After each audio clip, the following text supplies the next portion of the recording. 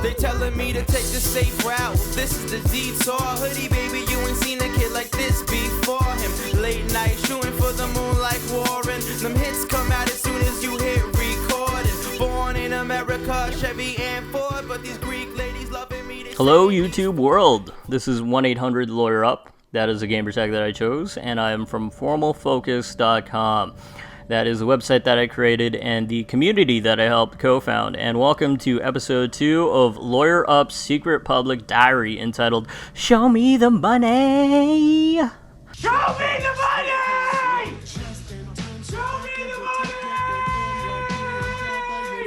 And like I said in my first podcast, I was referencing kind of the financially independent retire early movement. That'll be the central thesis of this podcast. Also, I mentioned in the last podcast, if you haven't heard it, first, shame on you. And second, I did cross the bar in 2018. I am a lawyer, but since I did make some wise investments, I actually don't need to work anymore. I'm kind of quasi-retired. So yes, according to the Law Society of Alberta, since I'm inactive, I can't actually give out legal advice. So please talk to a professional in your area. This podcast/blog is for entertainment purposes only. And another rule that I have is it's completely unscripted. I only have a piece of paper with 3 words in front of me. Those words are assets, passive, and compound. And it's completely improvised. I don't really have a script in front of me that I'm reading off of. And I also don't re-record. So I record once, just because I have a limited amount of time, and if I screw up, I just gotta truck along. And I just screwed up there, but I just gotta continue and keep the genuineness of this blog and podcast. So we all know the rules. Let's continue. So show me the money. So for me, to begin, there's a difference between being rich and being wealthy. So rich people, they may have a lot of money, but being rich, you can actually get a lot of your income maybe from active sources. So say if I was a lawyer making, 6 figures, right? And, someone could say, I just made $500,000 one year, $500,000, you must be rich. But what people don't realize is that that's very hard $500,000 that I made in that year.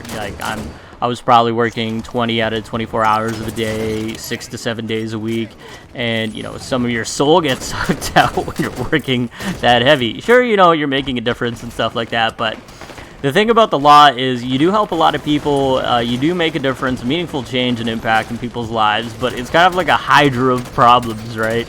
You solve one issue and you feel great, and then another 2 or 3 pop up exactly in that same place, right? And you have 2 or 3 other people with the same exact problem, and you gotta kind of repeat the process over again. And I really empathize with my client, which is why I think I was such a successful lawyer. But that's the thing. It takes an emotional toll on you, and I'm glad I was able to help the people that I did, and I still do. I still go back on a pro bono basis if there's a worthy cause, but ultimately, in the end, I knew for my purposes, in terms of, my financial security and mental sanity, it's probably better if I just make the switch to investor. So, I don't know. When Halo Infinite drops, you might see me as 1-800-INVESTOR-UP. Who knows? But in that, it's a segue to wealth. So, wealthy people, in my opinion, are individuals who actually don't need to actively work to become rich. They're individuals who have investments, a lot of passive strategies. Maybe they own real estate properties that they rent out. They don't need to physically be there, but they're actually actively making money. Maybe they have dividends and dividend-paying stocks, and dividends are paid out of profits for really healthy companies, and it's just a way for that company to thank investors of saying, hey, thank you for believing in us and investing money in us.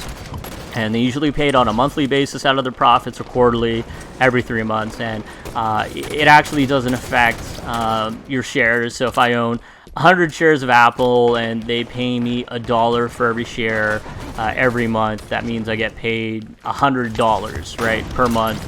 I still have my 100 shares, and that doesn't disappear. And on top of that, if I have those 100 shares and let's say Apple increases in value as a company, I actually have the appreciation of the actual stock plus the dividends on top, so it's like a double whammy. And those wealthy individuals have a variety of these different passive strategies, so they can literally stay up till 6 a.m. gaming, making content for YouTube for dozens and dozens of fans, sleep until 2 p.m. and still make more money than a lot of their peers. So that's the difference between a wealthy and a rich person. If a rich person gets, let's say, hit by a bus and is out of commission, they'd be in a lot of financial trouble in comparison to a wealthy person who gets hit by a bus and is out of commission, because the wealthy person would still be making a lot more money.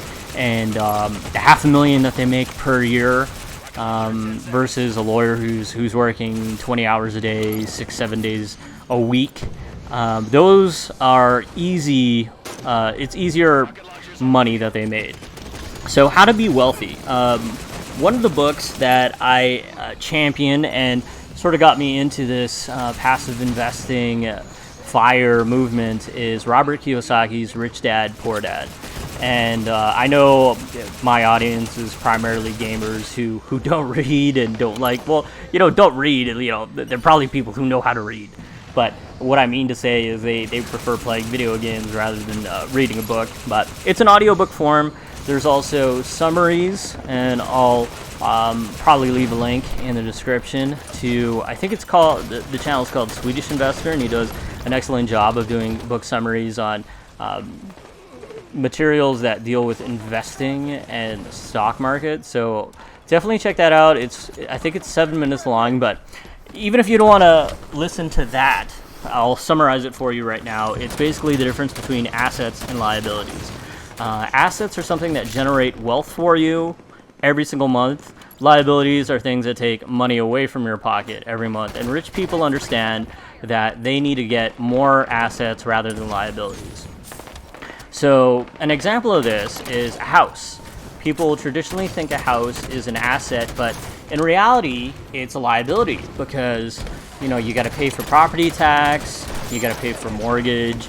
If you do have a mortgage, you got to pay for rent, you got to pay for utilities, you got to pay for the upkeep of it and all that. So there's literally no upside to owning a house if you're looking at it from an asset to liability standpoint. So what a lot of rich people do when they're starting out is, and they want to be wealthy, is they buy a duplex rather than, that big single family home. And what they do is they live in one of the units, and then they rent out the other unit, and the rent that they get from the other unit they use to pay for both units. So it's actually called house hacking, and they're living for free. And when they do, accrue more wealth from their other side hustles, and they get to a point where they're actually getting a lot of passive income, then they buy that dream home. They move out of the duplex, but they use both units now as two income earning assets, and that's how you can kind of turn a house into from a liability into an asset. Another thing is, like I mentioned before, stock market versus a paycheck. A lot of people, they don't like investing, but to be honest, if you were and you had zero investing experience whatsoever, you can just invest into an index, which is a collection of different stocks. And Vanguard has some really good options given your risk tolerance and preferences. But as they always say in the investors' world, stocks only go up, or stonks only go up. Investing in stocks is a great way to make long-term profits. And that's true, because even if we're going through a recession, which it seems like we are, even though the stock market is performing like it's not a recession, and not as bad as the Great Depression, on average, on a long enough timeline, your returns on the stock market in simple index investing is 9.8%. So because of that, you look at a paycheck, which rarely goes up, especially if you're not working like a white-collar job, which on average goes up 3-4%. You're also dealing with inflation, right? So the cost of living goes up 1.3%. So it's almost as if even if you get that promotion, if you do get promotions, it's offset by the amount of quality of life that you're paying for. So like groceries, gas, and everything else goes up. So it's better to invest in the stock market rather than working a job as like a paycheck, and that's your primary means of earning an income. And another thing is, and the final point, is compounding interest. So you think to yourself, well, I don't have a lot of money to invest. It doesn't take a lot of money. If you were to take 1 grain of rice and put it on a chessboard, and then the next square on that chessboard, you double it, so it's 2 grams of rice, and then 4 grains of rice, and then 8. You would actually bankrupt a granary, and I messed up there, a granary. And if you don't believe me, I've put up a little graphic so you can actually see that. But yeah, so just to summarize in this episode 2, Show Me the Money, there is a difference between being wealthy and rich. Read Rich Dad Poor Dad, or at least, watch the summary of it. There's a difference between having assets and liabilities. Make sure you have more assets and liabilities, and use the magic of compound interest, because time is one of the things that we're not making more of and is the most precious commodity, especially if you're young starting out, and your future self will be thanking me and your younger self later when you're reaping the benefits of it. But thank you very much for listening to this episode 2. Please like, comment, and subscribe. Join the dozens and dozens of fans that watch this, and have a great day. Show me